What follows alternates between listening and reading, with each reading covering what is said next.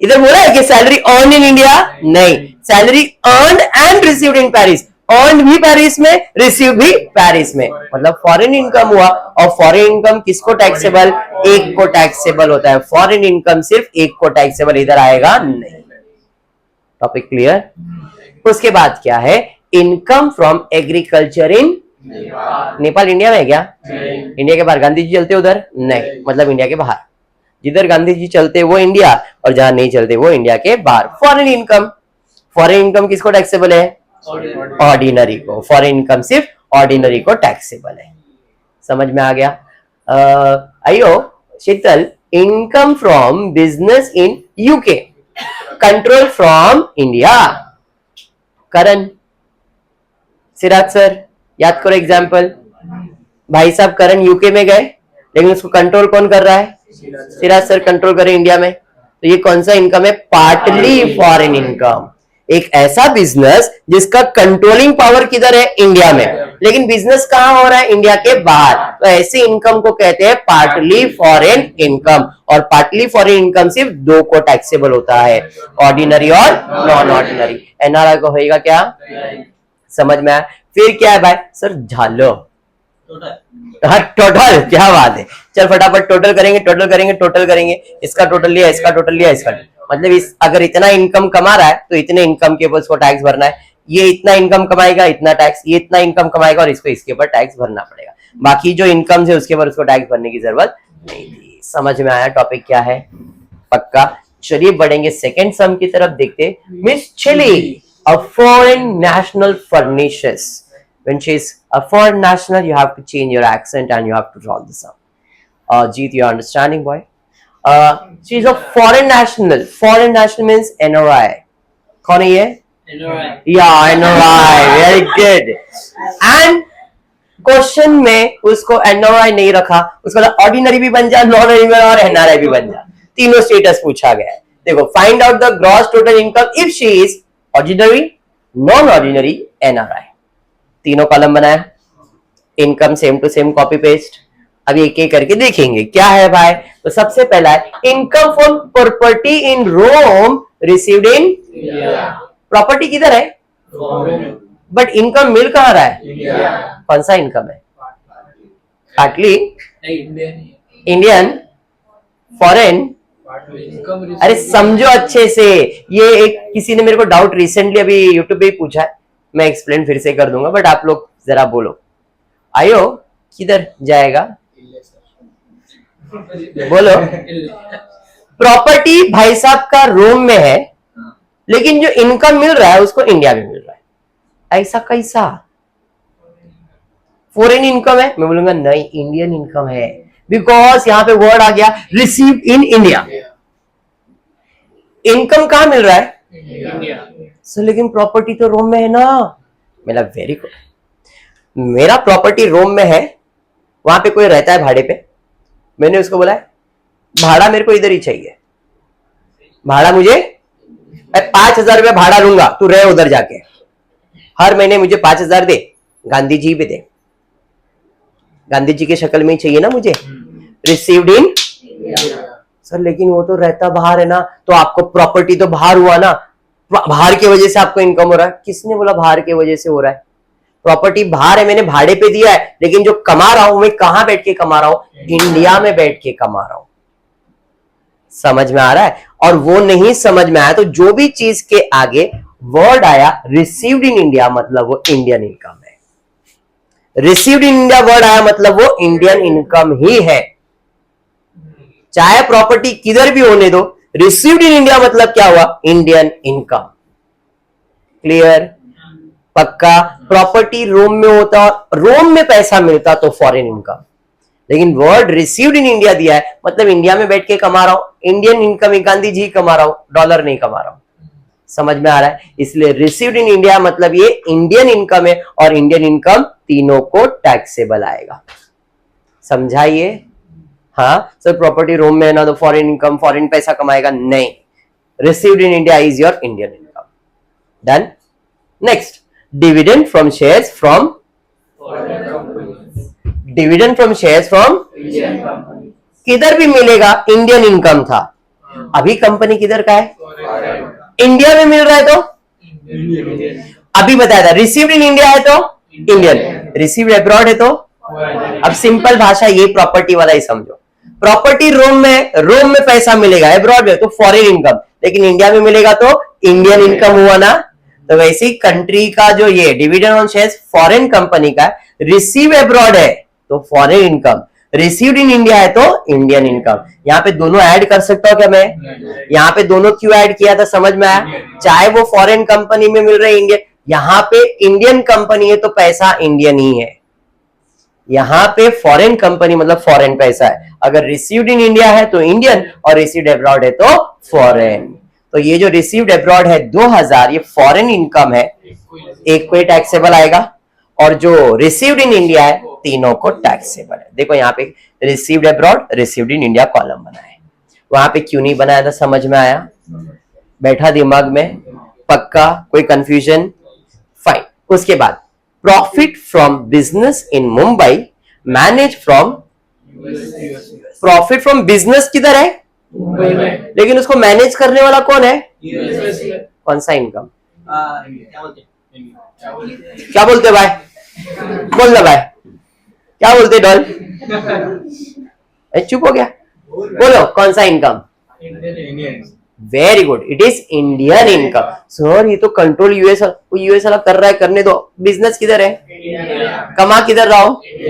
Indian income. तो profit from business in Mumbai, Mumbai में इसका एजुकेशन मुंबई में ही है, उसको कंट्रोल करने वाला यूएस वाला है, उससे मेरे को कोई लेन देन है क्या? नहीं, क्योंकि मैं इंडिया में कमा रहा हूं तो मेरे लिए क्या है? ये इंडियन इनकम, तीनों को टैक्सेबल। अंडरस्टूड? फिर आगे बढ़ते, income from house property in, किधर है प्रॉपर्टी? इंडिया में, इंडियन इनकम तीनों को taxable. Interest on bank account in, London में बैंक है, पैसे लंदन के मिलेंगे, फॉरेन इनकम किसको टैक्सेबल? डॉल। समझ में आया? Last, income earn in past but brought in India during the year. Very good, कल बताया था पास्ट प्रॉफिट वर्ड आएगा, पास्ट वर्ड आएगा, पास्ट अनटैक्स प्रॉफिट आएगा सिमोन, इसका मतलब ये है कि ये टैक्सेबल नहीं है, इट इज एग्जम्प्ट इनकम। क्योंकि ये रेमिटेंस है, पास्ट है, तो ये एग्जम्प्ट होता है, किसी को टैक्स भरने की जरूरत है क्या? ऐसे और एक चीज बताया था मैंने, क्या? एग्रीकल्चर इनकम, वो भी इंडिया का। यहाँ पे भी एग्रीकल्चर इनकम था पर वो नेपाल का था, इसलिए वो टैक्सेबल है, बट इंडिया का रहता तो वो एग्जाम। अभी क्या करने का है? टोटल कर लिया and topic is complete. Sum clear? पक्का प्राची? 100%। चलिए बढ़ेंगे नेक्स्ट सम की तरफ, देखते हैं नेक्स्ट सम क्या दिया है। Doctor Ganesh had the following income during the previous year, दिया गया है। You are required to compute total income if he is ordinary, non resident, non ordinary, तीनों पूछा है। दिव्या बराबर है, ठंडी वास्ता है क्या? बंद कर देता है, बस इधर फैन चालू करता है। डन है? बस चलिए, बिल बच रहा है। जय क्या हंसा रे? जय नहीं, जीत। तेरा नाम चेंज करूं? सब इनकम लिख दिया। Type salary received in India from US based firm, received in India मतलब इंडिया, और तीनों को टैक्सेबल। समझ में आ गया? जिधर भी रिसीव्ड इन इंडिया आया शीतल, इसका मतलब क्या है? वो इंडियन इनकम, और इंडियन इनकम कविता सबको टैक्सेबल है। समझा क्या? नेहा आप बूझ रहे हो? पक्का ना? कोनो तकलीफ? बढ़िया। Professional fees earn in India, received in Australia. Professional fees earn in India, received in Australia में मिल रहा है, फॉरेन होगा। इंडियन का है, कमा लिया है इंडिया में, फिर चले गए ऑस्ट्रेलिया में और बाद में पैसा आया, तो ये तो इंडियन पैसा है या नहीं? इंडियन पैसा मतलब इंडियन इनकम, तीनों को टैक्सेबल होगा। बराबर है? आगे बढ़ेंगे। पेमेंट रिसीव्ड इन और सर्विस रेंडर्ड इन, दुबई में सर्विस दिया, लंदन में पैसा मिला, इधर गांधी जी नहीं आने वाले हैं, बराबर है, मतलब फॉरेन इनकम है, सिर्फ और सिर्फ एक को टैक्सेबल आएगा, समझा? Interest income received in India from a company located in, interest income received in मतलब किसको टैक्सेबल? पर इन तीनों को टैक्सेबल। इधर लिखा फॉरेन इनकम है, इंडियन इनकम लिखने का ऐसा मिस्टेक होता है हमारे में, ठीक है? ये इंडियन इनकम आएगा और तीनों को टैक्सेबल है। अरे आज समझा क्या बेटा? वेरी गुड, आगे बढ़ते हैं। सैलरी रिसीव्ड इन, कोई नहीं पढ़ेगा, गर्ल पढ़ बेटा, ये वाला पॉइंट पढ़। क्या क्या क्या क्या है वो? Received in